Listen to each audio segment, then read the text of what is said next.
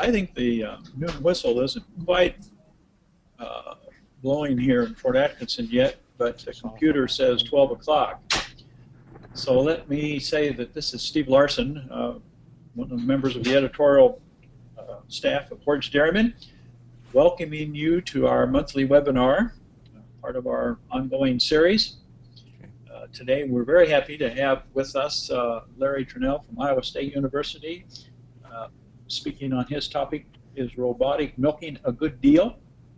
The webinar today is brought to us by DeLaval, BMS folks, and we appreciate their support and interest. And of course we also have with us Mike Hutchins, our co-host down at the University of Illinois, and his sidekick down there, Jim Baltz, also at the University of Illinois, who does a lot of the mechanical things for us to make these webinars happen.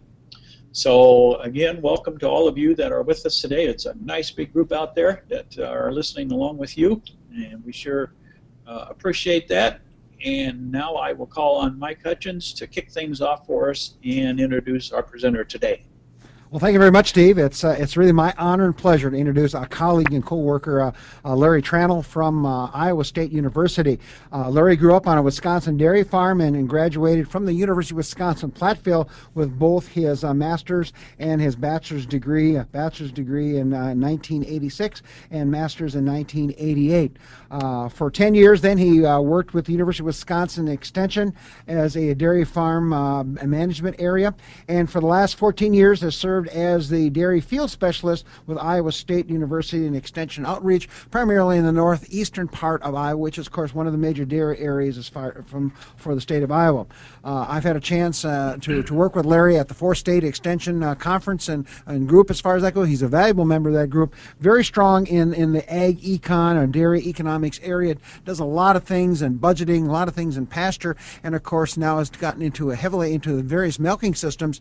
And so, Larry, we're very pleased to turn the program over to you, and of course Steve already has indicated your topic for today is robotic milking a good deal. So Larry Tranel, it's your program. Have a good one. All right, appreciate that, and I'd also like to thank Hoard's Dairyman and DeLaval for sponsoring the webinar. Thanks to Jim Baltz for his technical assistance, and Dr. Mike Hutchins is always a pleasure to work with on dairy programs, so I appreciate that. So this presentation I'd like to dedicate to the 1,400 plus dairy producers who have allowed me to visit their dairy farm, but especially to Mark and Sandra Earhart, who are pictured here. Sandra had passed away, but they were the first producers in Northeast Iowa to really educate me on what robotic milking systems can do for a dairy farm. So my goal as I visit with producers is to help them determine if robots are a good deal or not so good of a deal for their respective dairy farms. And as I go through this presentation showing various robotic milking systems, please realize that there is no endorsement of any product intended. My first step is to ask you to think about where your knowledge level is at in regards to robotic milking systems on a scale of 1 to 5 currently. And you can simply rate yourself by answering the poll question, and this will kind of give me an indication of where the audience is at in this regard. Well, Larry, the polls are rapidly going. We must have a lot of Democrats and Republicans that really want to vote here. They're really going at it at this stage of the game. And one way you don't have to use a calculator to answer. That's good. It speeds things up. Yeah, we're up to almost 60. We're over 2/3 of the vote here. Normally it takes us, Steve, what, 40 seconds or 50 seconds to get there. This is a fast one. Okay, Jim, let's go ahead and close this. And Larry, I don't know if you can see this or not, but 12% indicate little or no knowledge. About a quarter of them show some knowledge. Another quarter say moderate knowledge. Another third of them say a good knowledge, and 5% very knowledgeable. So I'll let you interpret that. All right, we'll go on from there. So I appreciate the poll there. When we talk about technology, each of us has a different picture within our minds of what technology is and how appropriate that technology is to the world within the producer operates, which could include such things as culture, the religion, their family situation, labor needs, mechanical ability, and their financial management ability. So this Amish farm pictured here was quite adept at implementing a TMR mixer system into their culture of dairy farming. When we take a look at Other technologies that I've seen around the world, especially in many countries I visited in Europe, including automatic feeding and automatic bedding systems. So on the top right, we have feed wagons on scales that can dump into stationary mixers and or go directly into portable mixer systems, as pictured in the bottom middle, that travels around freestall barns and can feed groups, 20 times a day if so desired. On the bottom right is a bedding chopper that travels on a rail over the bedded pack barns and automatically beds the pen. We also have the automatic cat feeding systems, the automatic manure scraping systems that many of us are already familiar with.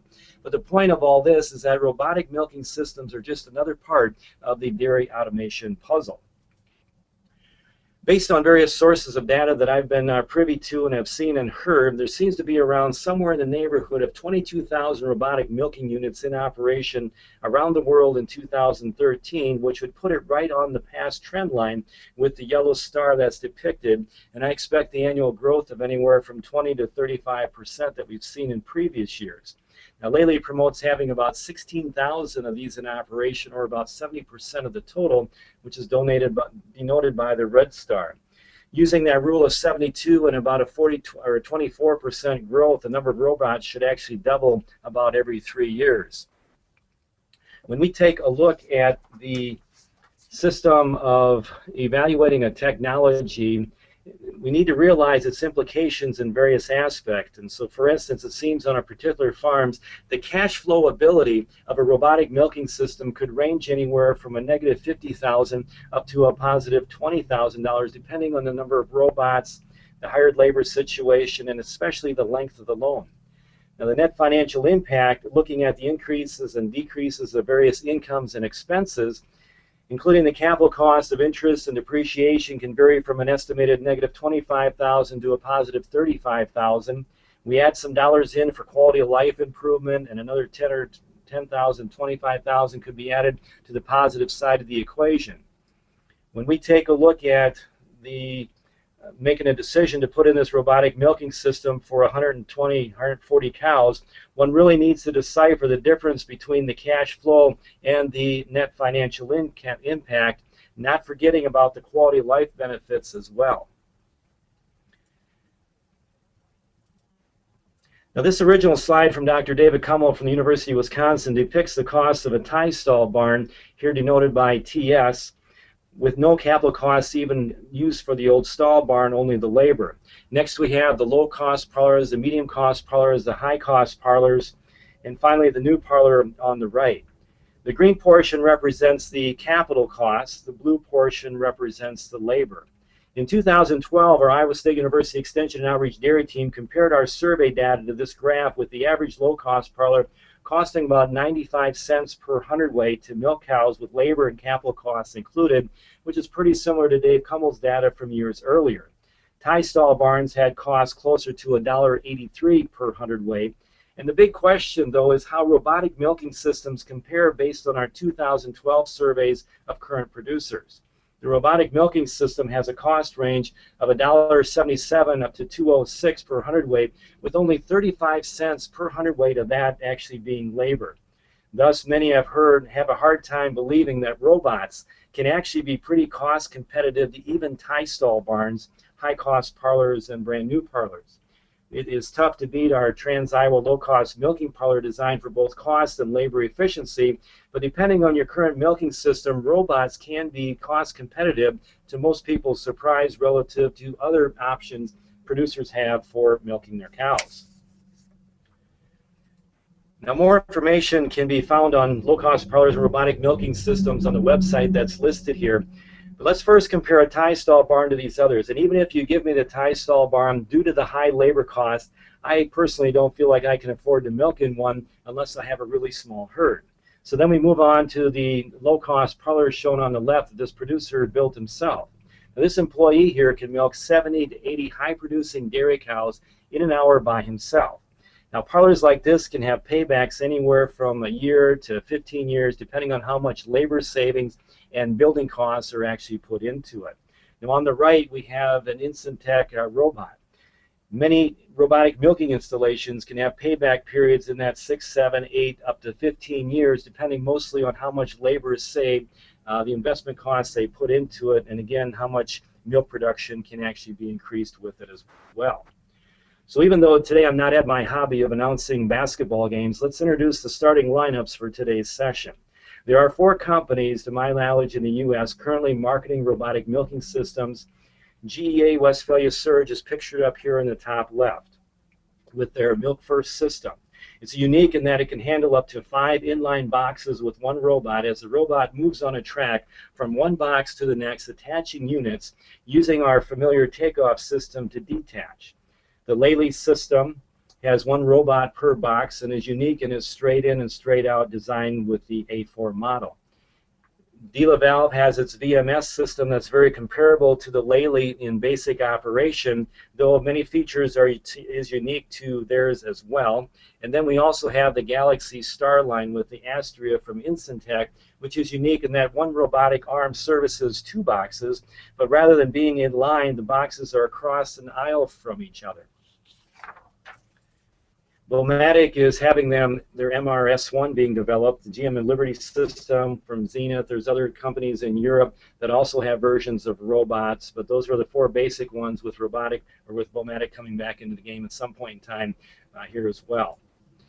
Now, in my recent trip to Europe, Arnold from Incentec showed me how well built and engineered these robots are, and when it comes down to it, these robots will milk cows as well as the top 20% of employees, and they have more patience as well.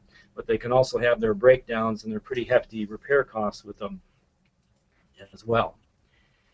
We visited DeLaValve and took a very close look at their Herd Navigator system, which is why Christian, a Danish researcher, prefers it for working with research on this farm.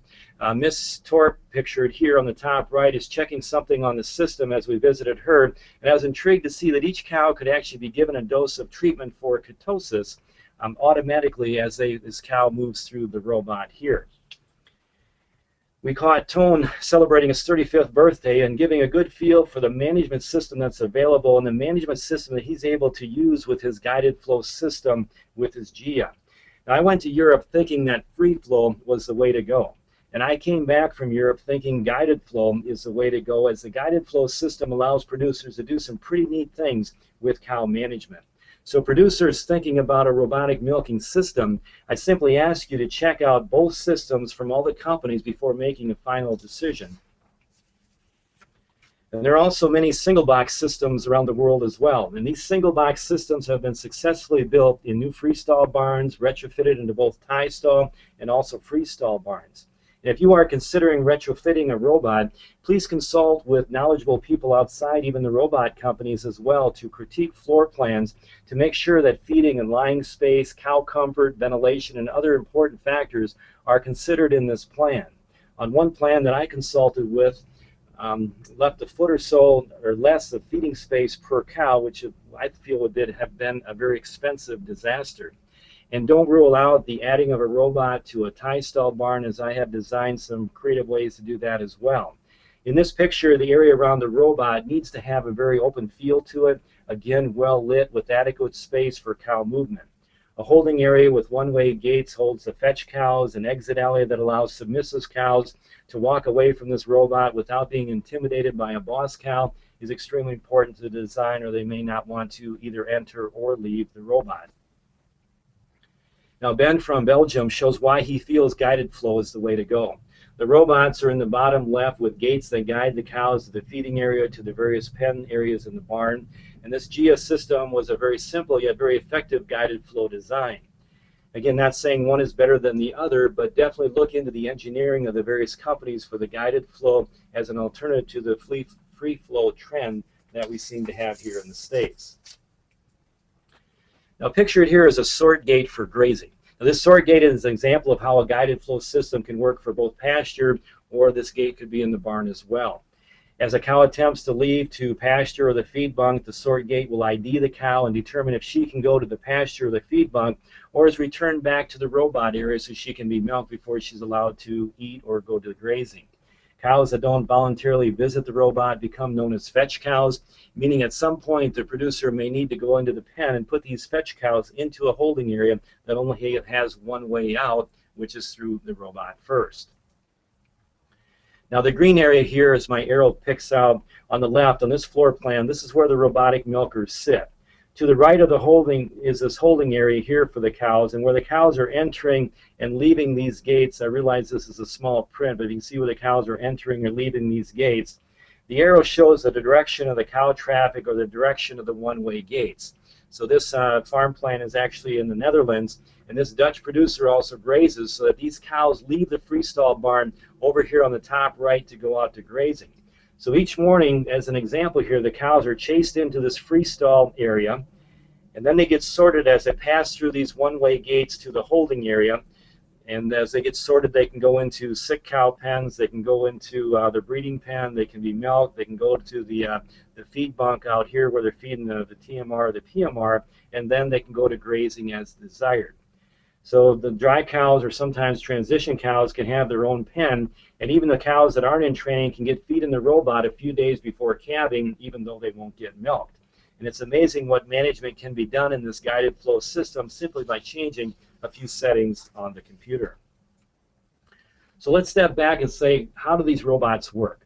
And the first step is undoubtedly cow sanitation, either by a roller wick as shown here in the bottom, or by this is the roller wick, this is the teacup flush system. Next we have some kind of a laser beam, or we have some kind of a 3D camera that can locate these teats. And when we take a look at if you've seen these night vision goggles, that would kind of give you an indication of what a robot sees when trying to attach teacups with this kind of a camera. Each quarter is then milked separately, and then following takeoff, the teats are disinfected. While milking, the cow's weight is determined, a high-quality pellet is allotted, and other data is collected thanks to the transponder that's on each cow as she's identified. Now, we asked many producers in Europe why they chose this model or that model of robot. And one of the first responses was the ease of manual attachment for the few cows that can't be milked by the robot. So one may want to consider that as well as you're looking at different robotic milking systems. My Minnesota data, her colleague Jim Salfer gave us some data from some surveys that they did in Minnesota, and I'd like to just share a few of those points, looking at ranges of 140 to 190 milkings daily, or 2.4 up to 3, but we've seen them down to 2.2, we've seen them up to 3.2 per cow per day. The robotic software, the abilities for them, they need consideration in this because there's a nice cost-benefit analysis as we take a look at what these robots can actually do for the management of individual dairy farms. And currently they cannot discard from individual quarters, but I know one company is working on that, and maybe it's already actually out there as well, that they can discard milk from individual quarters. Robots have been successful in freestall barns, bedded pack barns, grazing operations, you name it. Water and chemical use tends to be less, but electrical usage is uncertain. Production increases with 2x milking at that 10% level is pretty consistent. We actually had one Iowa producer that increased production in that 30 to 40%, so that robot could pay for itself pretty quickly. Equal or improved somatic cell count, herd health, and reproduction with increased management ability. So point is, there's lots of things the robots can help with management and help the operator to do. Robots are expensive, no doubt, but even so, they can be very cost competitive with other current milking systems that are still being installed, especially if labor costs are high or there's other issues with hired labor. We realize that robots that are sold in 2000 are still supported and working effectively, but by the 12 and 13 year mark, serious consideration as to what to do next will come, and probably sooner than if one had installed a parlor system 12 or 13 years prior. In fact, one of my favorite farm visits that I made in the country of Spain was a producer that had robots in for 13 years and trying to help him figure out, did he make a good move 13 years ago to put these robots in, and now what does he do next? Does he update the robots, put more in, or does he go back to a parlor type system? So those issues are definitely going to be with us for the long haul. Lately did a producer survey that I just want to share a few things because their survey actually correlated to our survey quite well. Their data supports, like I said, our data, noticeably around that 10% increase in milk production for 2X herds, pretty typical, and the production response is variable in that their production response sometimes is actually negative for those 3X herds. For reproduction, there is a positive response to the system that should easily give the software system a value of, I think, $3,000 to $5,000 per year on a 120 cow herd, and possibly quite a bit more for certain herds. And even though cull rates do not show a significant difference, the reasons why cows are being culled may change, with a reduction in culls for reproduction and udder health, with a possible increase in culls for slow milking and teat placement. Higher cow density and lower bunk space per cow showed an increase in somatic cell count. Higher cow density shows more days open till first service. The bottom line is that these information tools allow producers to solve and deal with health problems before they actually become visible on the farm. Back in 2011, De La Valle debuted their 24-bale rotary parlor at Dairy Expo in Madison, and this has cows still coming into a holding area and can also be run without robots if desired. But the robot on the left is a post-dip arm right here. The two robots in the middle are pre-dip and prep arms, and the two robots on the right are unit attachment arms. And so the rotary moves 2 cows, and then it attaches 2 cows, and then continues to move in that fashion. And it's estimated this rotary parlor with the automation could serve a herd of about 700 cows. I'd like to contrast the robots with what we humans can achieve. And one morning in Australia, I witnessed a young lady milk 903 cows by herself in 6 hours without prepping in this rotary-style parlor, and also recording comments on cows on a nearby computer as she did it.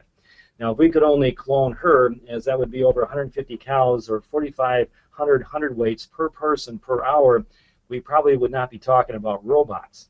But yet, the goal with the Trans-Iowa low-cost parlor design is for one person to be able to milk 64 up to 80 cows, or about 3,200 weights per person per hour solo with full prep. So robots, a good option, but maybe it's not the only way to go. We worked with the people of Cornell University, who also did our survey with some of their producers, and I think the bottom line is no surprise that robots are desired for farms that want to grow, but they don't want to hire more labor, but they do it for other reasons as well. We realize that milk production tends to increase, but not always, and that you always want to consider this carefully, as you don't want to make this heavy investment only to find out you lost milk production in the process. But typically, milk production goes up for those 2X herds, down for the 3X herds, and what you lose, you may get back over time as you figure the robot out more and more, or there may be some other things that make the investment worthwhile to you. Milk quality tends to decrease over time, though it may increase in the transition in those first 6 months, but again, not always. Milking labor hours tends to decrease in the data from our surveys as well, and in other surveys, but again, not always, so we need to kind of plan accordingly in case it doesn't go according to our plan. So a couple years ago, my colleague Kristen Schulte and I devised an economics of automatic milking system partial budget spreadsheet to help producers grasp with the variables that are at play when they're considering robots. So let's consider a 2-box system with 144 cows and try to work through an example here. We start out with the cow numbers, both milking and dry, with a range of 64 to 74 milking and dry cows per robot. So here we're going to use 72 cows per robot, or 144 cows in total. The estimated cost per robot, including the housing of the robot, but not including the milk house or the freestall barn, and that stands at $220,000. An estimated $7,000 is used for annual repair costs per robot, which may seem high, and it does seem high to producers early on, but later down the road, 10 to 12 years down, it might actually be low.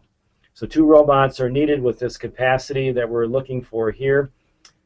Years of useful life is a very important variable at 10 years. It needs to be balanced with what that robot is going to be worth as we figure out what these investment costs are going to be over time. So we need to know what it's going to be worth at the end as well. We estimated $40,000, but a range of 10 to 30% of that purchase price could be a good range. So whether you borrow the money or not, there is an interest cost or an opportunity cost on this interest. And here we're going to use about a 5.5% interest rate for the borrowed money. But this number has a big impact on profit potential. If you have a lower interest cost, your propensity to invest in robotic milking increases. And these are also some values for insuring the 2 robots in case of fire or something else happens. And it has happened in the past to some robots.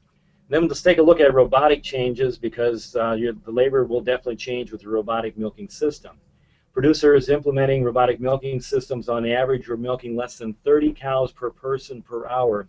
in both Iowa and New York. So these people are not coming from the most efficient milking systems, but needed to make a change, and so many were confronted with either a brand new parlor and holding area or a robot. So we used a survey average of 9 hours per day in this 144 cow herd, but the important thing is to use your numbers. Afterwards, the survey showed around 3 hours of labor per day for just the milking aspect, fetching cows, cleaning up around the robot and things like that. Current hours of heat detection before and after the robots are minor variables, but worth considering as some are breeding simply on activity and rumination data combined with each other. Cost of labor is also a huge variable and consideration, and the major reason why we see so many robotic milking systems in Europe is due to the higher costs of labor there. Records management and labor management are two of the more minor variables to consider, with labor rates for each, and here we use $15 and $18 per labor hour respectively. So we also have changes in milk production, and this is a very significant variable in what we decide to put in here. For herds of less than 80 pounds of milk per cow, a 5% increase is probable. A 10% increase is likely, especially with new freestall construction, but it is the new housing that probably should get most of the credit for it, for fair compensation to, say, a parlor system, or a comparison to a parlor system. So our survey and example uses a 10% increase. Somatic cell count decreased about 5%. One of the more difficult variables is the value of that herd management software, and I encourage producers to look at the different businesses for the herd management software that they provide. We estimate, based on surveys, about $35 per cow per year, but depending on how much of the herd information is used, this could be a very important variable for reproduction, sick cow management, and some other things as well. In addition, feed costs may or may not change depending on the previous system. On one hand, producers are purchasing and pelleting feed that they may have grown themselves previously, and on the other hand, the robot allows you to individually feed your cows various levels of concentrate depending on production and stage of lactation that may have been previously fed in a one group TMR. So either way, these changes could be pretty significant in certain herds, and other producers say it doesn't change much at all. Cull rates are probably not going to change much, and utilities, water, and chemical costs are more minor variables that have been reported to be higher or lower. So the biggest advice is to talk with other producers and talk with the companies about the various models to see what they've found in their setups. So we just looked at all the variables and did a whirlwind tour of them. We entered in some numbers that we got back from our surveys for the most part, and now we come to the partial budget analysis of the positive impacts on the left by way of increased incomes and decreased expenses.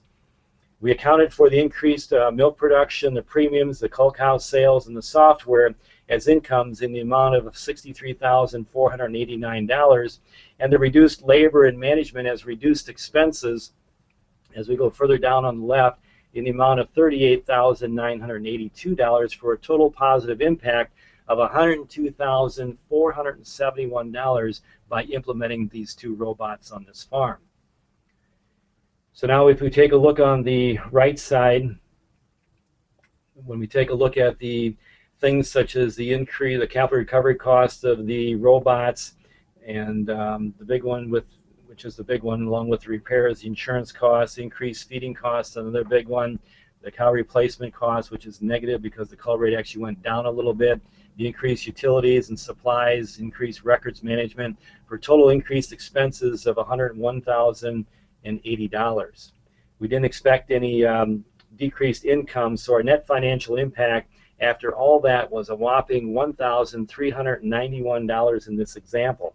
But depending on the variables, this could have been a very positive or a very negative number, as it is played out on some farms just here in northeast Iowa. So close to break even. If this is what the analysis shows, now what do you do? Well, we don't want to forget about the value of the quality of life, and here we got put in at $9,000, which was the average of the survey, so it's not insignificant. So with the value of the quality of life, we come up to $10,391, and to some this might be worth $25,000 or even more. So again, needs to be considered.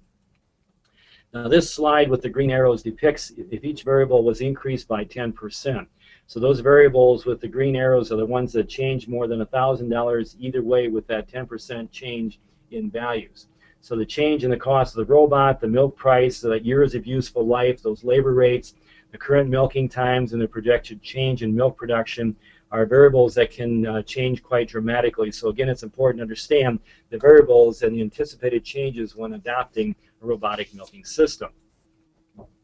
So the robot makes sense profit-wise, so it passed test number 1, realizing other milking options may pass that profit test even better, like our low-cost parlor example, but now comes the problem in figuring out if this robot cash flows. So we had a 10-year useful life in our partial budget, but the banker says that he wants his money back in 7 years, creating a cash flow problem, possibly. So let's say we borrow this $400,000 at 5.5% interest over 7 years of a loan, and we end up with an annual payment of $68,976. So if we go back to our net flow, net financial impact, where we started with $1,391. So our capital recovery cost on the robots was $60,200, but we need to instead make a payment of $68,976 because the bank wants the money back sooner. So this sets our cash flow back $8,776. So we'll add that to the net financial impact. And even though we saved labor to the tune of $35,040 a year in labor, only $20,000 of that was actually hired. The rest was ours, and we didn't pay ourselves cash for our own labor, so we set our cash flow back another $15,000. So summing this up, we have a total change in cash flow of a negative $22,425. So again, the case in point, even though these robots may or may not make sense profit-wise, they may still be a cash flow nightmare. And if bankers can wrap the robots up with the rest of a freestall barn and put it on a 12 or 10, 15-year payment schedule, then we can get that profit analysis and that cash flow analysis to be a little bit more similar. So we looked at the basic introduction of how robotic milking systems operate, the financial impact, and the cash flow variables surrounding their use. Now we're going to change gears a bit and look at the daily production and management changes that optimize profitability in the various systems, as there are a lot of pieces to put together. So on the left side, we have a robotic milking confinement herd at the Kellogg Biological Station in Michigan, and on the right side is that pasture-based dairy, the same place, using a confinement facility and a robot as well.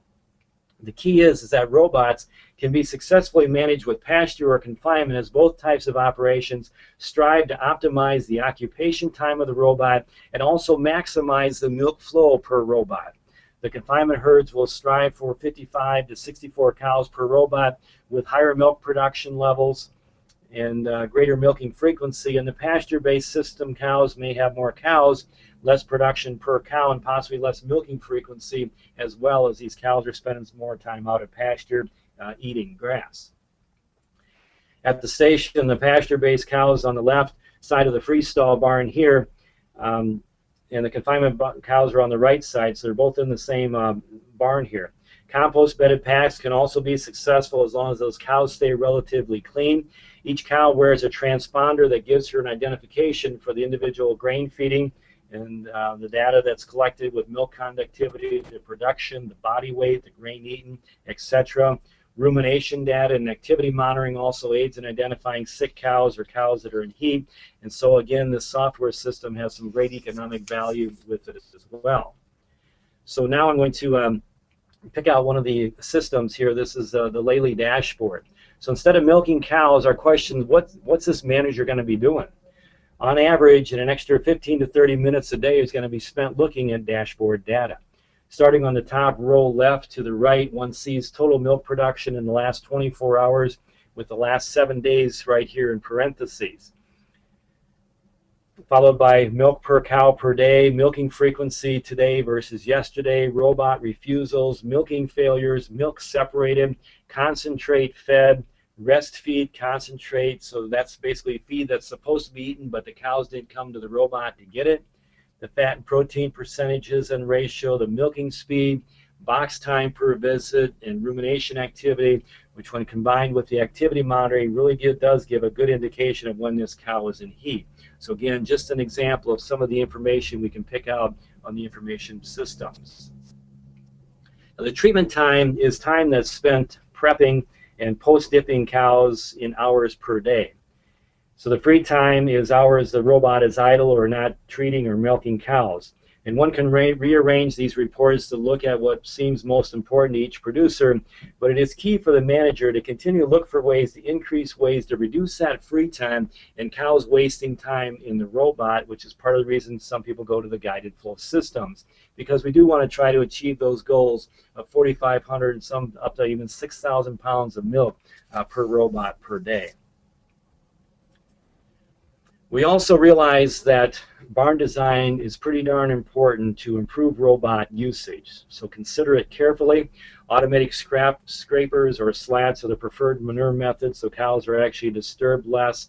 And the use of even automatic scraper systems, those little robots that run around the pens to actually clean the manure into the slats, can definitely keep those cows pretty darn clean. We also want to take a look at cow movement, lighting, other things, especially around the robot area. So water and cow cooling in the area is important, but as important is to not create an area where the cows like to bunch, or an area where the cows like so much that they're all bunched up there so nobody can get at the robot. So brushes, fans away from the robot, ventilation, cow comfort away from the robot is crucial as well. Cow flow around that robot needs to be designed to be pretty open with protection provided, as I said earlier, at the exit of the milking unit so that cows can actually get away from those boss cows as they exit if we're in a free flow type system. Moving cows between pens requires social adjustment and will decrease those cow visits. Having cows enter the robot the same way in each pen is preferred, as cows sometimes have a difficult time adjusting to opposite side entry. Just a comment from Rodenberg. Feeding strategies promote good cow flow and is pretty crucial to the robot's success. Cows are enticed to visit the robot because of the very highly palatable, energy-dense pellet fed. In no way, shape, or form do cows come because they want to be milked. A 65% forage diet is pretty typical. Ration adjustments are made in the PMR, which is the partially mixed ration, not in the robot feed itself. And most producers are feeding a minimum of about 4 pounds per cow per day to a maximum of about 19 pounds per cow per day through the robotic milking system. And this data was very similar to what I found in Europe as well. When producers and nutritionists were surveyed regarding the key factors to getting good cow flow, all mentioned feeding this pelleted, this very highly palatable feed in the robot, and limiting the energy in the PMR. So those are two big keys, I think, for our nutritionists. Many producers also mentioned feeding strategies that promoted cows to stay active, which also promotes the good cow flow. So methods that producers try to accomplish this varied and included feeding the PMR multiple times per day, which is why in Europe some of these cows were seriously being fed in these automatic feeding systems 20 and 22 times a day. Just about every hour they were up with the feeding stuff, something to entice them to get up and eat. And pushing up feed on a regular basis can do the trick as well. Feeding for low refusals, keeping feeding times and forages pretty consistent, feeding excellent quality forages and cleaning bunks on a regular basis. And I would add to that the lame cows to make sure that we're taking care of our lame cows as well. So when we take a look at some of the challenges to them, the biggest challenge to robotic milking systems are fine-tuning, again, that pellet and the energy density of the PMR to promote both cow flow and also the milk production. Again, we see the lame cow or sick cows, including subacute ruminant acidosis, but we've always got a major issue with lame cows in just about every herd I've ever visited over the years. If they're lame, they don't want to walk, they don't want to visit the robot. So that becomes a big issue, so we need to keep healthy cows that have good feed to them. Disruptions due to manure scraping, herd health checks, hoof trimming, visitors, a lot of different things can affect throughput, and a lot of these robotic milking systems seem like they get a lot of visitors early on. Long udder hair, reverse tilted udders, touchy teats, especially in the back if those teats are touching. It's hard for the robot to get that first one on, but once they get the first one on, the second one isn't so bad. Dancing cows, all these things can delay the attachment times to the robot. So the initial training on these robots, you know, just I'm not sure what they go through in the first 3 days, but it's probably not heaven. But then we've got the 3-week experience, and then after 3 months we might get a little bit further along, but it does take time to train these cows to it. But afterwards, Producers, for the most part, they survive it and they work with it and they move on. So it's not classified as a pleasant experience, but they get over it. Investment costs and therefore cash flow planning can be difficult to manage. Maintenance and repair, not bad early on, but again, as we mentioned, maybe a longer-term concern as the unit wears and warranties expire. And last but not least, somebody needs to be around, and rather than milking a 2x or a 3x schedule, the manager's phone may get called through the night, an average of once or twice per week in certain issues, just to take care of some type of a robotic milking issue.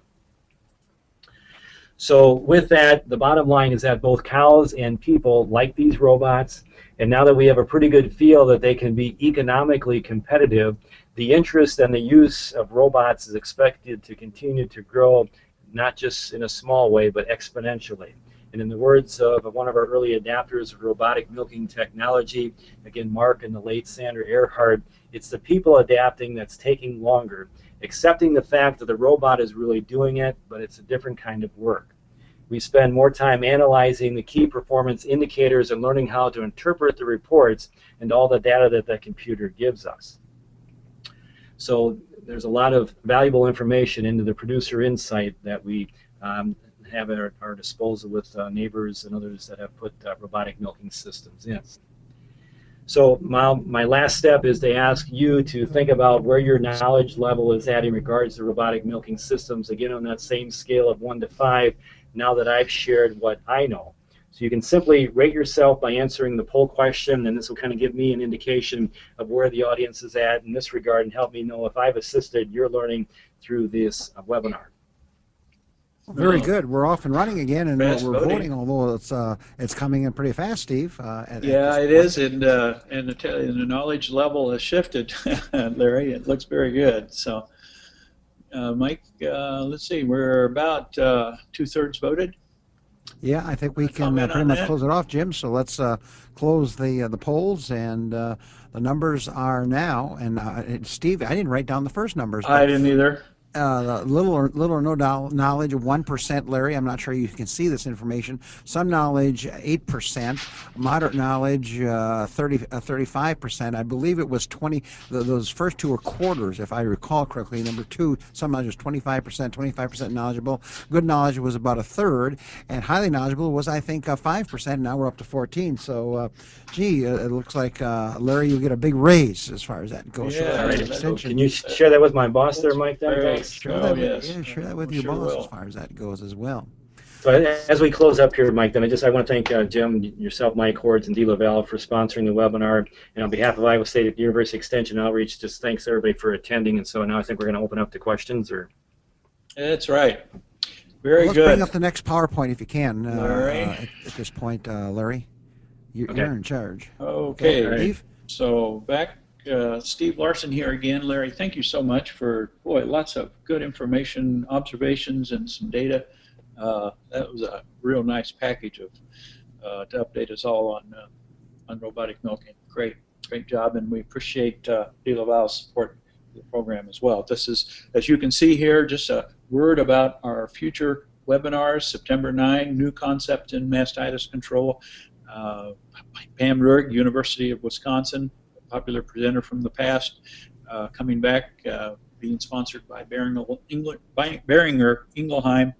And then Mike Hutchins, again, you're up in October. We're going to take a look at the crop year, pretty much over. Maybe the crops will be mostly in then, and we're going to look at what the situation is then with sponsorship from Zinpro Performance Minerals for that one. But we, again, appreciate your good job, Larry. Mike, do we have some questions? Before I turn it back to you, though, I should mention that, of course, these webinars are all available on Hoard's Dairyman archives for viewing of our listeners here and your colleagues and anyone else at no cost, of course. Just go to hoards.com and click on the webinar icon. And also those of you who listened in today, we appreciate your participation. It was a nice big group of you. You would have filled a pretty good sized meeting room.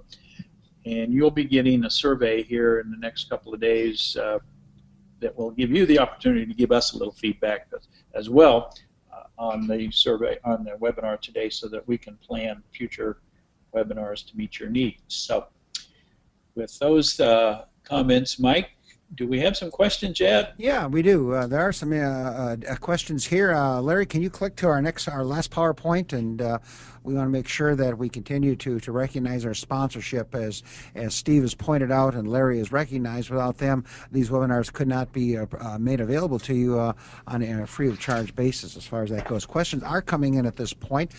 Steve, if you're still on, do you want to mention your award from the webinar? Well, I would, Mike, and it's a real compliment to you as our host, and to your colleague Jim Baltz, also down at university, and the many presenters we've had, such as Larry. A great job. The American Association of Agricultural Editors just had their annual meeting, and they have competition for magazines and cover photos and various categories, and one of them is webinars.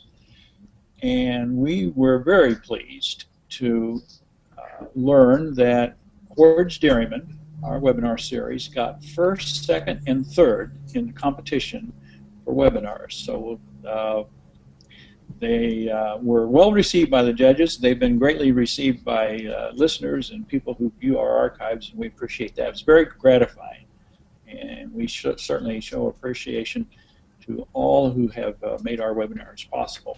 It was a nice bit of news. It was like getting a nice healthy heifer calf. You just always like it.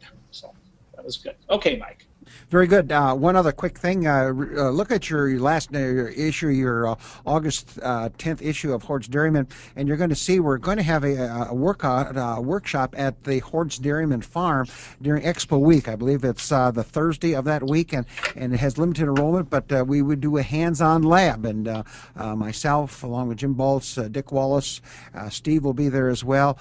We'd welcome you if this would fit into your very busy schedule. You can see the details. There's a website that you can go to Hoard's Dairyman on it. So Larry, hopefully your voice is rested up and you're ready to go as far as that goes. Here we go. We've got about 10 questions for sure at this point, and they keep coming in. Do you expect the economics to change when combining different herd sized with different robots, such as a single box, and he lists different companies there with the multi-boxes at this point? Any comments on that? Yeah, I think that's actually one of the biggest variables that people should be asking the question is right now, just because we're going to have some changes into the market as new players come in. And so Incentec, GEA are coming into the market to compete more with DeLaValve and lately that have kind of are more in the established part of the market here right now. And so as you take a look at these multi-box systems where you're buying one robot and then you can add more boxes, let's just take a look at maybe the GEA system right now. As we take a look, we don't exactly know the prices of, what is box number 5 and box number 4 going to cost onto a system, but you already have the investment into a robot. So if a robot costs $180,000 or up to $220,000 per robot and per one box system, and now if we could add another box on for, say, like somewhere between $60,000 $80,000, and even if that box only milked 40 or 50 cows, there may be some economics on these systems. So I just encourage producers, and not saying that's even better, but there's a lot of things that are happening with each individual company in their management information system, how they're planning on manage cows. And one of the things I was really impressed with in Europe, and it's not just German engineering, but there's Dutch engineering, a lot of engineering going into these things about how they're taking a look at cow management of the future. And so I just visit with the companies and visit with the producers and make up your own mind. But yes, I think those economics are going to change as other players come into the market. Okay, what kind of leads right into this question, and then that is, what about updating? How long do you wait? New versions coming out, you're outdated. Any thoughts of new updates that come with the various companies, and are you always? How long can you wait? Okay, so it's going to be like any technology. There's always going to be something better that's going to be developed tomorrow that you just bought one today. And so when you take a look at these systems, so you're going to be buying the steel and the framework of the system, but when you take a look at that software, there's probably going to be a lot of continual updates, and sometimes those updates are going to be happening. You might not even be aware of it. That's going to be happening with the software. But as you, say, have this robot for 13 years, you will be continually updating this robot, so you probably still have a pretty viable robot at the end, and maybe you have to refurbish it or something like that to sell it on to another producer that doesn't want to spend much money on it, but I just think it's going to be like any other technology. There's always going to be something better. But they are new enough that I would just kind of encourage people, again, just I don't know if I'd be in a big rush to buy one right now if I was in the market, but I would definitely take some time and really look into the different systems. Larry, a really neat question from your perspective. What are the 3 key items that will either have a positive or negative impact on cash flow when introducing the AMS systems? Ways to control for those farmers that are interested in going that direction.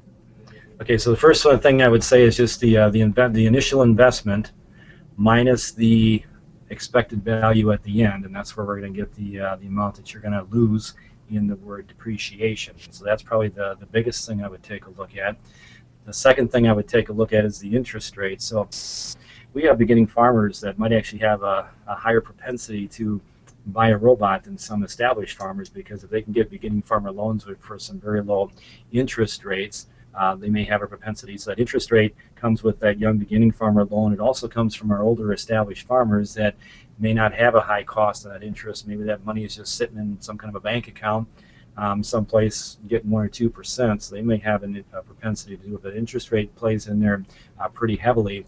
And I think the third one that I would really put in there is undoubtedly going to be that milk production.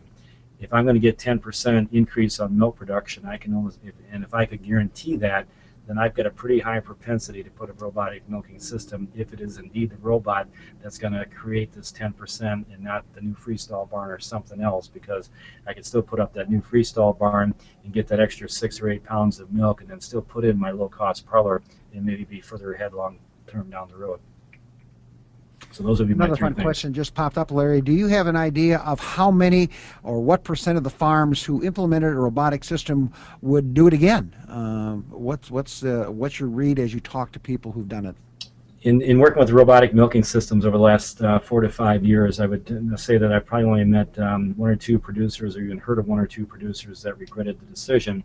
But there's a psychology at work there, and that's actually where my doctorate's more in psychology than even dairy science. But there's a psychology at work there, is that we don't like to say we made a mistake or regret something that we actually did. So most producers that I meet with, though, are definitely very happy with the technology, and say the cows are adapting well. And so again, it goes back to the people like them and cows like them, and very few regret the decision. Okay, Larry, where would you aim for when you set up the partial mixed program in terms of intakes and milk production plus maintenance? Where do you tell people to target the PMR? Okay, and that's one issue. I'm not a dairy nutritionist. I don't get involved in the nutrition aspect of it as well. And so basically, I guess what I would say is just what our biggest keys is to work with a good nutritionist. And do you know any good nutritionists, Mike? Just kidding. No, not really. Just kidding. So, but that's something I would just kind of forward to either one of our nutritionists at the university campus, or to take a look at a nutritionist to try to answer that question. Sorry. Yeah, I think, Larry, you mentioned in the presentation a typical 65% Yep. forage-based TMR, and of course nowadays a lot of our herds are sitting at 55. So that's interesting. Yep. From that aspect. Another question, and that is any differences in breeds? Since you've been in Europe now, you've probably seen some different breeds over there. Any difference in breeds in the robots? I guess the first thing I would say is, yeah, I have met some people that really talk down the ability of Jerseys to milk in them because they're dancing and things like that. But I've also seen, especially in Europe, that there's, I've seen Jerseys on robots or whatever, they're all getting milked fine. So it might be just a particular herd that some Jerseys genetically or whatever, they're a lot dancier or whatever. But I guess I would tend to say that on average, these robots are going to work with any cow base that you have. Do you have any seasonal dairy here? Do you have any advice for us looking at robots? Have you seen anybody in Europe that was seasonal breeders using robots? Yeah, most of them seem like they tended, that may have been seasonal beforehand, it actually tended to try to even it out a little bit more.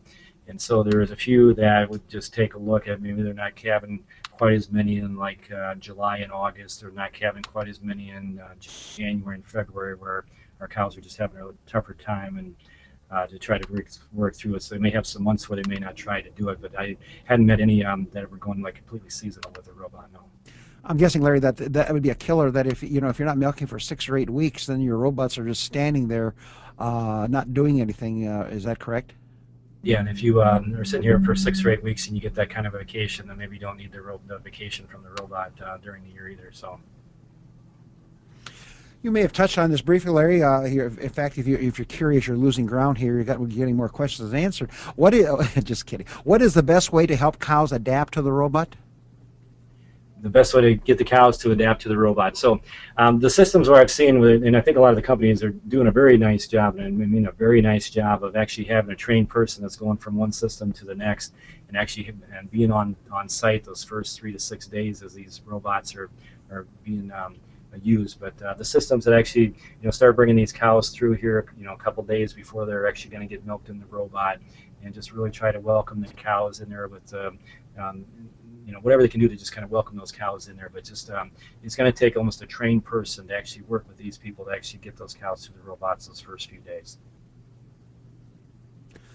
Interesting. What about power outages? Is that a concern? Do we have to have backup generators there? I guess same thing would apply, I guess, if you got a milking parlor, isn't it, Larry? Yeah, and it's actually an interesting question, because we're exposed to certain operations that were on certain lines where electrical strikes and a few things that are taken out, some of the power boxes and things like that. So the whole concept of electricity is a concern on certain farms, but it's going to be hard to pick out if you're going to be that farm or somebody else might be that farm. But there definitely were some concerns with that. So if they do have an electrical outage, you definitely want to make sure you have the generator, because if this robot's down for even 30 minutes, it changes the whole concept of what these cows are going through in a day. And so to have a power outage for 3 or 4 hours is a big thing. If they have a power outage for a couple days, it's just going to be an astronomical thing to try to overcome. So do you see any backup generators on these farms with robotic milkers? Yeah, there's definitely, they definitely have something that they can keep the power going. Yeah, and I would say it's almost a necessity to have a backup generator. Well, certainly 2 questions coming with pasture systems. First one is a short one. Did you find milk production changes with grazing systems when you implemented the automated system with the more frequent grain feeding? I don't know of any research, Mike, that would actually go through if it's going to increase or decrease. So we know our pasture-based systems do tend to have a little bit less milk production just because they're pasture-based. But as they go to the robot and actually get the change with that, I don't know of any research that would actually say that it's going to increase because of it. So almost all the surveys we've done were not on pasture-based systems, so we should probably clarify that. I'm going to condense a fairly long question, Larry, down into a couple of sentences, and that simply is, what about cows coming off pasture? Cows tend to all go to pasture, and they all come home at the same time. How does that affect the performance of the robotic milker if you're seeing this mob action of coming and going? Okay, so we're definitely going to get less milk per robot in that system.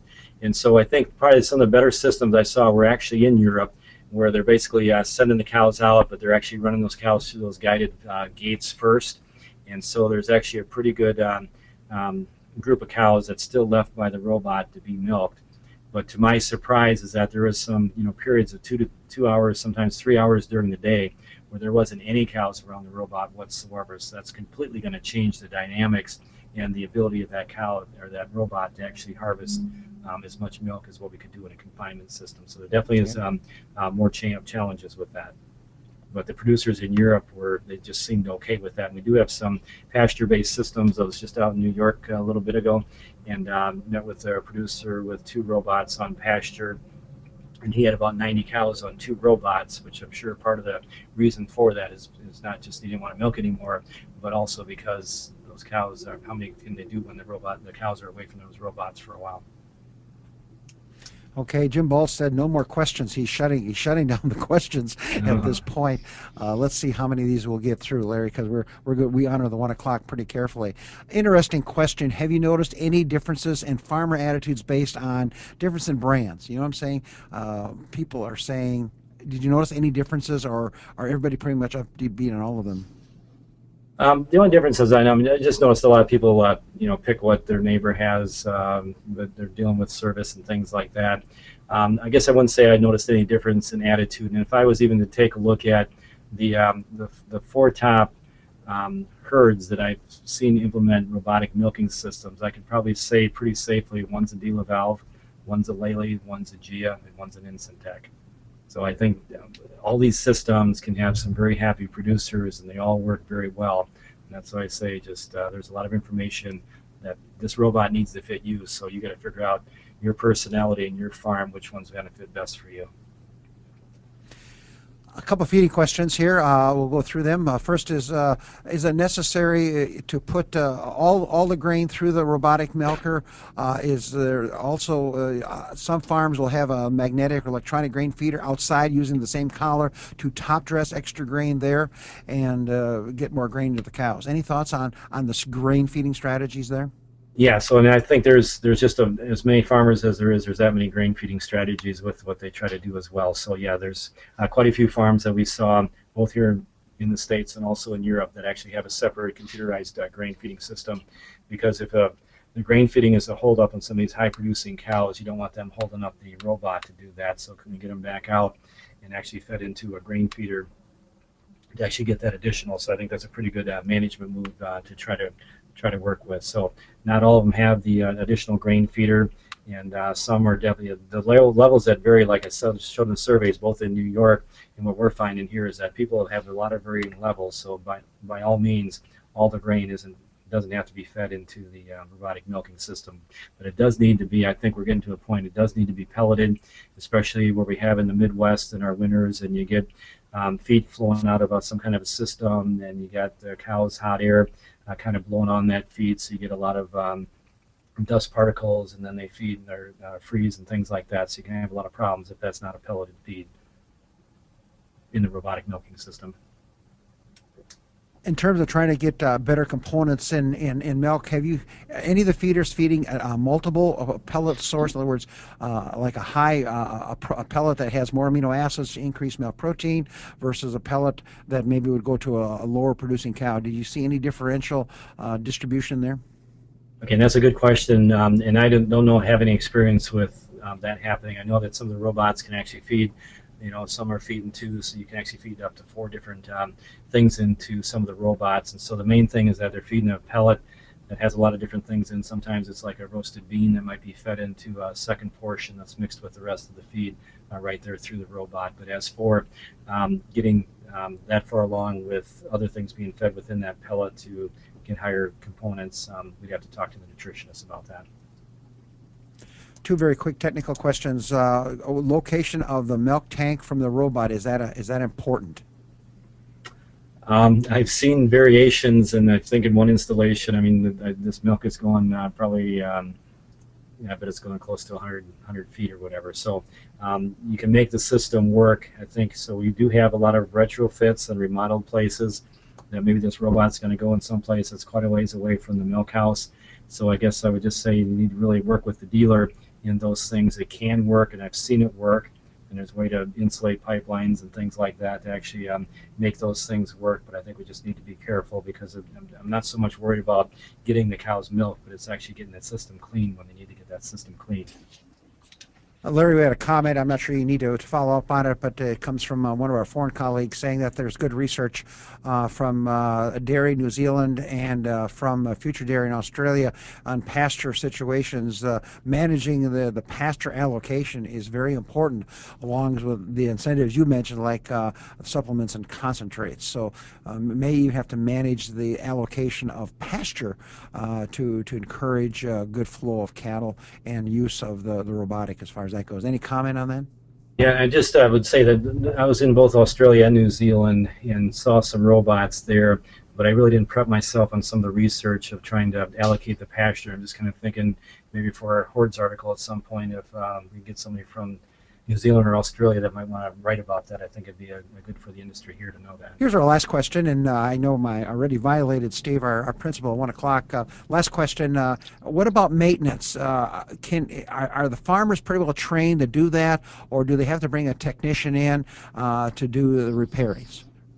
Okay, there's a couple things that happen with maintenance. I mean, some of the maintenance actually happened overseas, and so they have access to your computer. They can see what's happening. They can kind of sometimes help figure out what's broke if something's not working right. So there's a lot of maintenance that actually happens way off-site. It's not just off-site; it's actually overseas.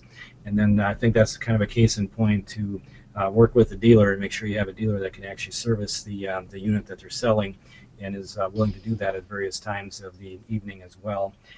So when you take a look at the maintenance, again, those maintenance costs may not be very high in those early years, but they're definitely going to be some issues in later years. And so when you put in that number for what that maintenance is going to cost, we need to get a good average throughout the time frame.